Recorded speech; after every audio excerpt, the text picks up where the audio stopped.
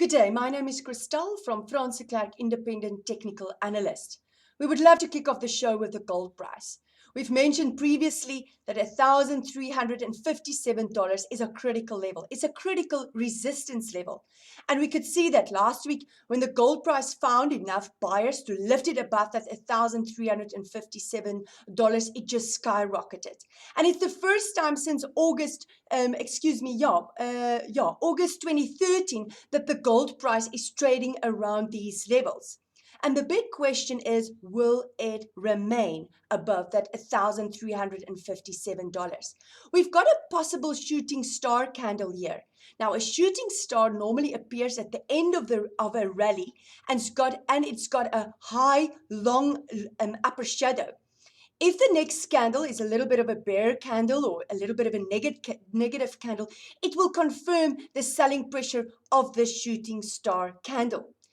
In the ideal world, in the perfect world, this instrument should make a little bit of a retracement, but not as low as $1,357, and then find enough buyers to lift it again to higher levels.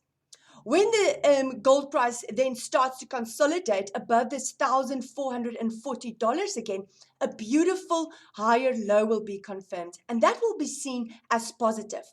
Again, we still have this inverse head and shoulder formation, and let's just highlight that for any new viewers.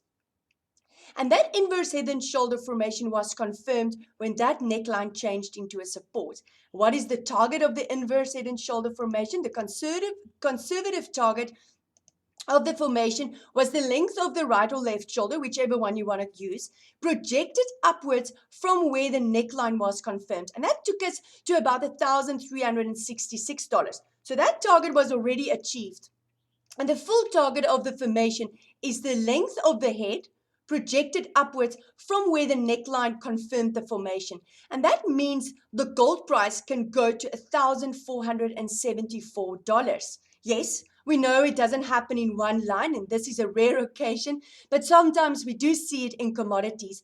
And we must bear in mind that my Williams percentage R indicator, and this is the indicator this week that I've used to highlight overbought or oversold levels.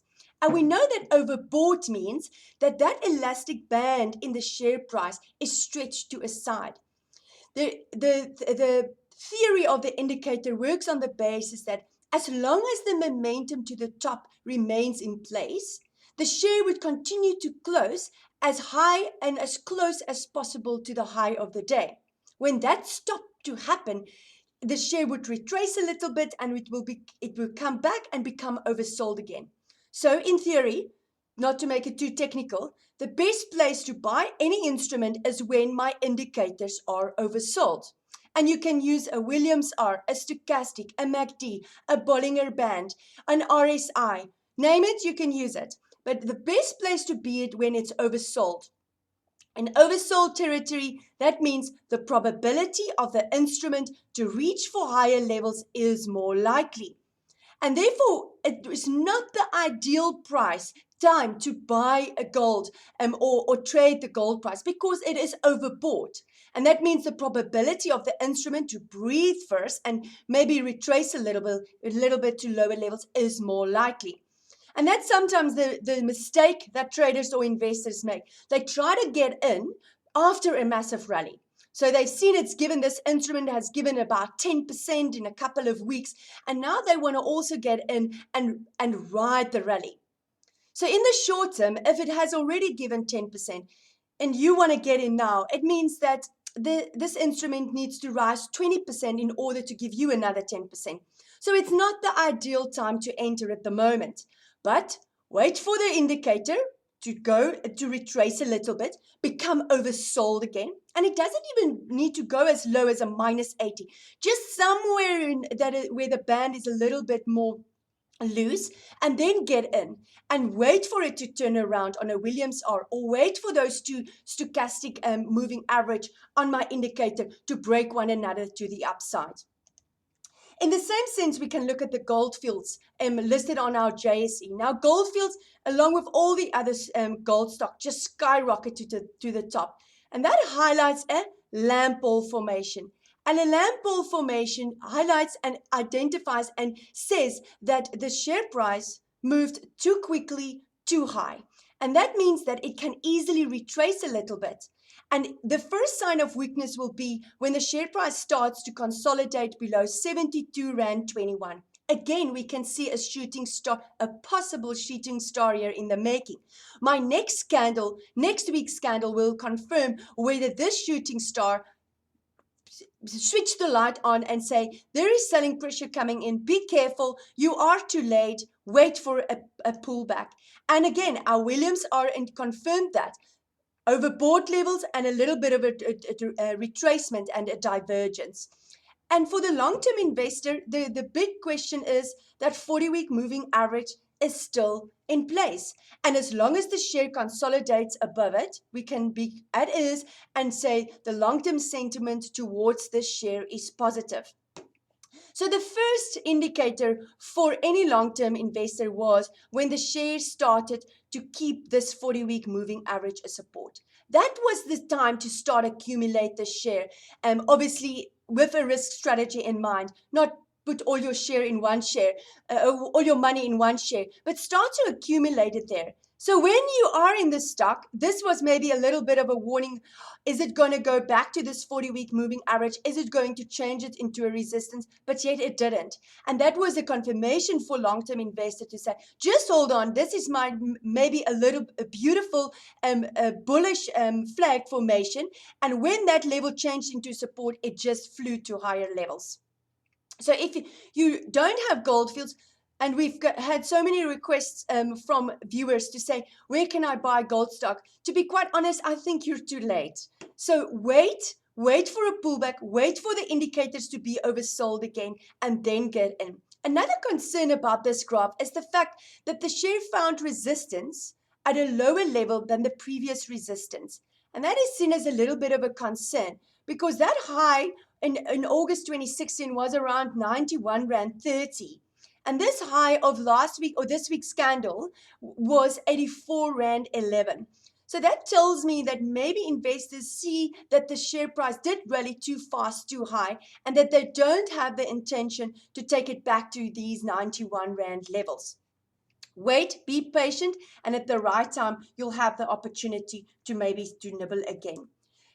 We must look at the Rand. I mean, an instrument that is so strong at the moment because obviously of a weaker dollar, but we are at a critical level on the 40-week moving average. And the same principle applies with currencies. That 40-week moving average on a weekly graph as a line in the sand. Above it, we can expect more weakness, and below it, more strength. And we can see that every time the Rand tested this 40-week moving average, it could find enough buyers to lift it again above it. Again, tested it there, found enough buyers, lift it. Now the big question is, will the Rand find again enough buyers to lift it to weaker levels? And if it doesn't, we can expect more strength. We are also sitting here with an inverse head and shoulder formation. And yes, it might have multiple right shoulders, but when that neckline changes into a support and the Rand starts to consolidate above 14 Rand 51, we can see levels around 14.80 and again 15.16 in the foreseeable future. But that 40-week moving average is your key, and that is waiting at 14 Rand 22. And remember, this is a weekly graph, which means that the Rand needs to close below that level on a Friday close to expect more strength. Charles wanted us to look at Beyond Meat, and that is a share that was recently listed on the NASDAQ. The ticker of the share is BYND. And they've managed to make meat that is made out of vegetables and not real cow and beef like you and I know it. And we can see that often when a share price lists, it just skyrockets or it falls out of bed. And when this share was listed there in that week of the 29th of April, it just rallied to higher levels. But I've got a possible tweezer top here in the making that is telling me that, hey, you are too late and the sellers are starting to take their profit and move on to other things. And that tweezer top will be confirmed when the share price starts to consolidate below $137. And this candle definitely supported that view because it found support there around $137.70 and bounced again. And because there's not enough data on the share price, the Williams R is almost not even visible. So it needs, and that makes an initial share that was listed in such a short period, makes it very difficult to analyze the stock because there is not enough data to give you a pattern or to be able to identify or put in moving averages. But this spinning candle with these long shadows on both sides of the real body, and this tweezer top tells me that it's too late to get in now. I have to wait for a possible pullback and then use it for higher levels. If you're very, very keen, you can always, and there's not enough candles or a formation to be used, you can always use Fibonacci levels to identify possible strength, possible support or resistance levels. So we can say that if the stock starts to consolidate above $168.54 again, which is at the 78.6 level, and you want to chase momentum, you can do that. But your $201.91 would be the next resistance. And again, your support would be there around 142 and 123.93. So if you're not sure, or if there's not enough formation, you can use Fibonacci levels to identify strong support or resistance. And take note that that line A where I said the tweezer top will be confirmed, that weights there around $137.70 is very close to $142.34. And often traders get so hanged up about a specific price, but keep in mind it's not an exact science, and it's more about a range and where the support and resistance might be sitting than where it is about finding that exact spot and that exact price.